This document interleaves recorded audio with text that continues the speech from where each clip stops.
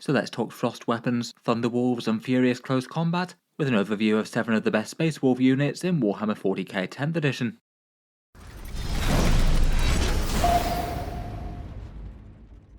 Hello and welcome back to Auspex Tactics, where today we're talking Space Wolves, and in this video I thought we'd do an overview of a few of the strongest units that the chapter has to offer, unique units that only they can field.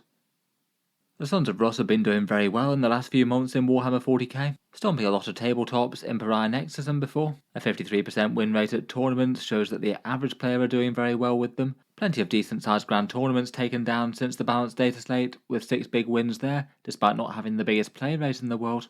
For this video I thought I'd take a look at a few of the units that seem to be hitting the competitive tables more than most. I read through 15 competitive Space Wolf army lists that have placed highly in tournaments since the balanced data slate, and out of these there were 7 datasheets that seemed to be better than the rest in terms of frequency played, plus there's a few more that I'll talk about as honourable mentions. After several balance passes, I feel like quite a lot of the index is very playable indeed, though there's certainly some staples that stand out above the rest. For Space Wolves in particular, good units will vary a good amount depending on the detachment. The Sons of Rus could use Gladius, but generally competitive lists either tend to go for Stormlance and Mass Thunderwolf spam, with all the mounted unit goodness. It supports one of their best units incredibly well, or Champions of Rus, which got crazily better in the last balanced data slate, starting with one of the sagas active, which really was all it needed to go from being a pretty bad detachment to one that genuinely competes with the rest. Stormlance basically makes anything with a Thunderwolf massively better, though it doesn't hurt melee things with advance and charge, and Champions of Rus is maybe a little bit more general purpose, though likely to go ultra heavy on the characters, with a chance to activate more sagas in the game.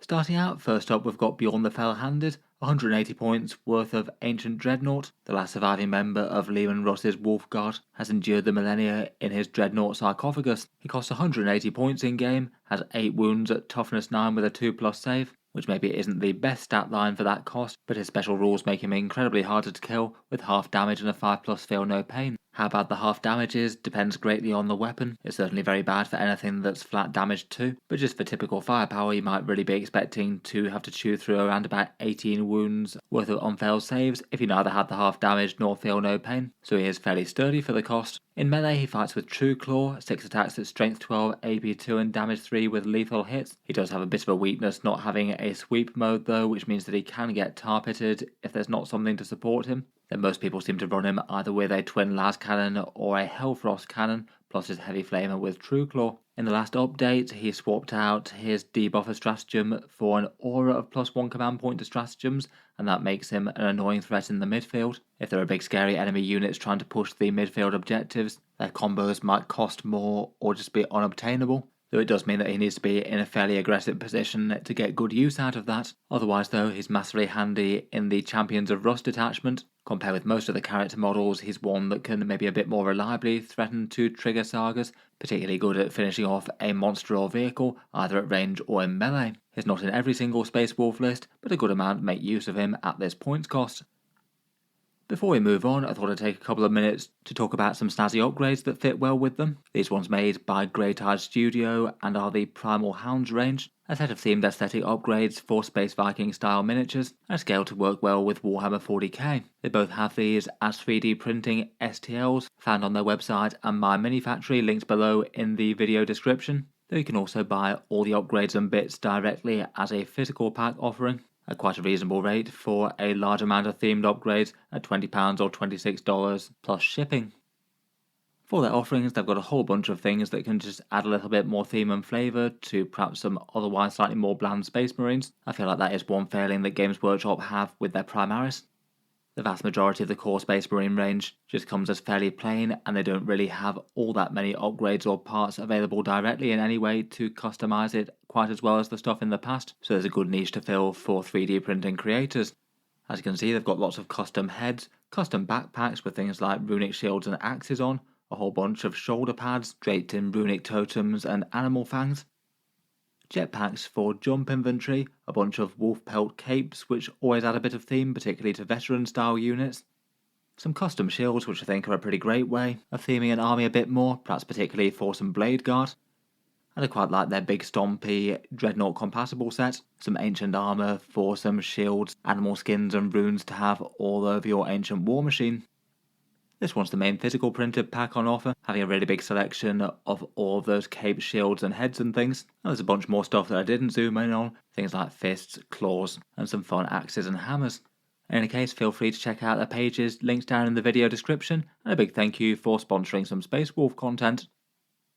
Moving on to other strong units for the Allfather though, next up we have the Thunderwolf Cavalry. Probably first and foremost in most people's minds when you think about strong Space Wolf units, they have been rather dominant in 10th edition with fast, tanky and dangerous stat lines. Currently they're 100 points per 3 of them or 200 per 6, and just an all-round very powerful unit. 4 wounds at toughness 6 with a 4+ invulnerable save is nicely tough for the cost. They move fairly fast at 10 inches, they'll have to go around terrain and things, which is one disadvantage, but given plenty of access to speed boost, it doesn't tend to be the biggest thing in the world. Thunderwolf heavy lists often seem to be referred to as Wolf Jail, for zooming all of your Thunderwolves up, getting in the way and locking down the enemy a lot, and then just not really dying quite as easily as you might hope that they could. Their damage output absolutely blends enemy hordes and infantry units, 7 attacks at strength 5, AP 1 and damage 1 each, buffed to damage 2 on the charge, just through weight of volume attacks that'll do for most things that are toughness 5 or below, and characters and maybe the odd stratagem that might give them enough to deal with tough stuff. Their character access is great, with basically 5 different usable options, and I'll talk about a few of them a bit more later in the video. Typically they tend to get run in units of 6 with multiple attached characters, and it's particularly big that that +1 damage ability applies to any character weapons on the charge as well, giving you some damage 3 Thunder Hammers or Power Fists. In particular, they're pretty much the archetypical unit of the Stormlance task force for Space Wolves. 2000 point armies usually have 3 big units of them with multiple attached characters with battle leaders. Reactive moves are nice, they can have a huge charge threat range with advance and charge, plus the opportunity for a really long advance if you spend the CP. They've got that first turn reserves enhancement, and a 1 command point stratagem for -1 to hit and wound at range, which is just immense on these sort of defensive profiles. Champions of Rust definitely isn't useless for them either. Feel No Pain is nice on big tanky models, and that extra armor penetration stratagem is good for their melee in particular. If they happen to be going up against 2+ saves, then being AP2 is so much better than AP1.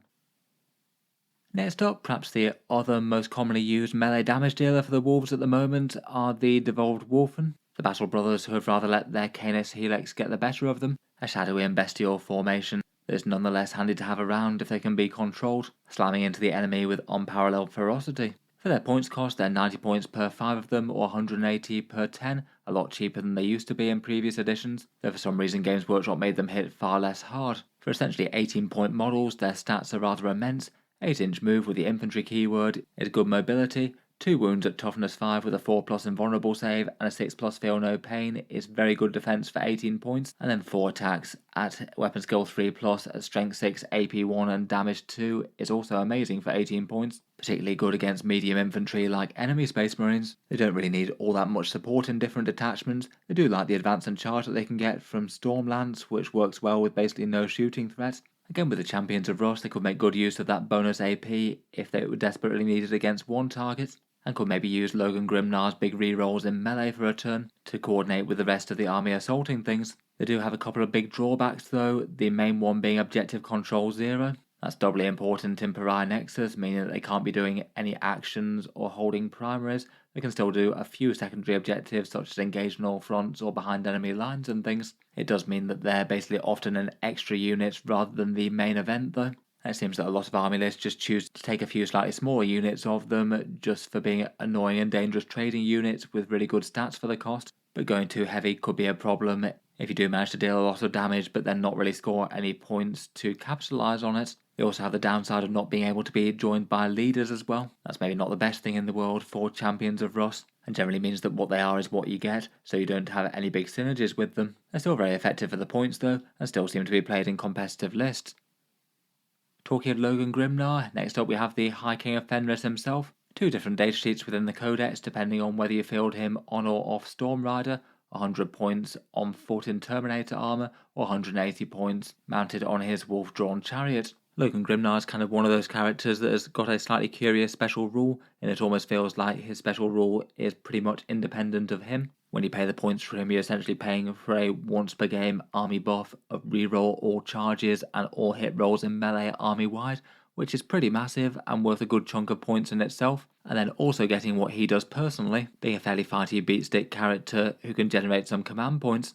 I feel like at a 2000 point level, you could certainly weigh that big turn of rerolls to hit and rerolls charges in at quite a good points cost. I feel like you could easily say that that's worth a good 30 to 50 points of his value just in itself. That might be a bit more impactful in some games, particularly when you're trying to make multiple long charges or you've got loads of combats going on at once. In general, Space Wolves will always have something going on in melee, but it's likely that the single most important one could have got Oath of Moment anyway. Still though, it's a really powerful ability. Essentially it means that beyond that, the rest of what he does is kind of quite a cheap character that just hits things very hard.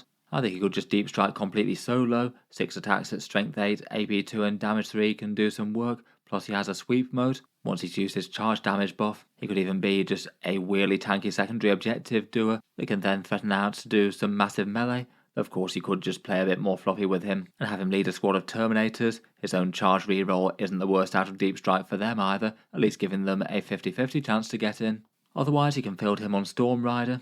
That one gets him a few more Thunderwolf attacks in melee, and his big melee threat in the Thunderwolf unit, getting +1 damage on the sweeps and strikes are rather nice. And then it's quite tanky with 12 wounds with a 2+ save and a 4+ invulnerable. Seems that there's quite a lot of love for him in plenty of lists, and competitive lists run him both on foot and in Storm Rider leading Thunderwolves. Finally, that 1 command point being gained if you slay an enemy unit is handy. It's not really very reliable, but it'll come up from time to time. He's a fighty character with a good amount of threat. Moving on and getting back to a couple of Thunderwolf characters. First up, we've got the Battle Leader on Thunderwolf. He's 80 points for a cheap and fighty character, a 5 wound Thunderwolf model with a toughness 6 and a 4+ invulnerable save from the shield that he should take. And then he's armed with a Power Fist or Thunder Hammer in melee, and that can get buffed by the squad's damage rule to have him hitting on damage 3 as mentioned. His primary buff is similar to Lieutenant's, lethal hits for his unit, which is very nice for mass strength 5 attacks punching up. It certainly makes all the volume attacks a lot more meaningful against anything that's toughness 10. Otherwise, he's got a rather nice tricky rule of a once per game reactive move of d6 inches to enemy shooting. Potentially that could be enough to backpedal from charges or hide the unit, and he could do weird shenanigans with it in Stormlands after the reactive move in the movement phase too. Just a disturbing amount of movement that the Thunderwolves can do in the enemy turn. Then finally, as with the Wolf Lord, he can bear good enhancements. Hunter's Instincts is particularly nice in Stormlands. That's the one where he gets to arrive from reserves first turn, and weirdly enough the squad's able to rapid ingress unlike most similar rules, which is another great way of getting a very tanky and scary unit right up the board dead early. If there's spare points, you could potentially use Black Death or Frost Rut weapon as well in the Champions of Ross. Often paired with him is the Wolf Lord on Thunderwolf, essentially a Space Marine captain but mounted, giving you the 1 command point stratagem discount, which is particularly impressive with the Stormlance stratagems. They've just got so many really impactful ones to choose from the extra long advance and charge, to the big reactive move, to the big durability one, or more damage in melee. His stats are kind of similar to the Battle Leader, getting a +2 wounds versus him if you take the Storm Shield for him, and 1 more attack, so he's a little bit more punchy in melee, again contributing some valuable damage 3 Power Fist attacks on the charge. Beyond that, he also helps get the units to where they need to be. A +1 to advance and charge is really nice, and again that's very nice in Stormlands. If they're advancing all the time, then that means that that's usually just going to be an extra 2 inches to their threat range, meaning that an average charge for them should be around about 22 inches or so, beyond any other shenanigans or rerolls. Overall, he's just generally considered a very efficient Thunderwolf leader, and he can also bear enhancements too.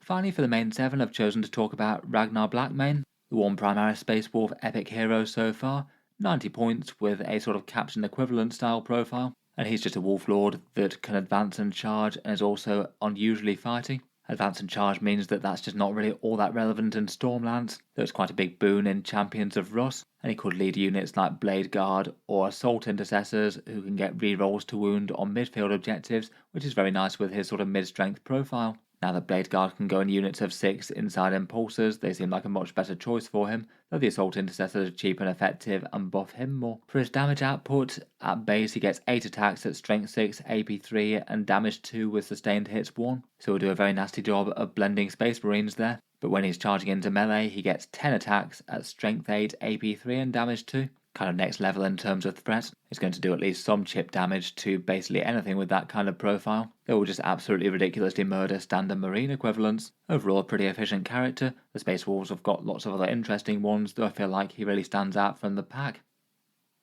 Finally, just for a few other honourable mentions, I certainly wanted to talk about the crazed killer dreadnought that is Murderfang, 170 points For a boosted unique Wulfen Dreadnought, his defensive profile, unlike Bjorn's, isn't really particularly impressive for the cost, though it can still be hard to take down with Armour of Contempt. But what really makes him special is his ridiculously big damage output.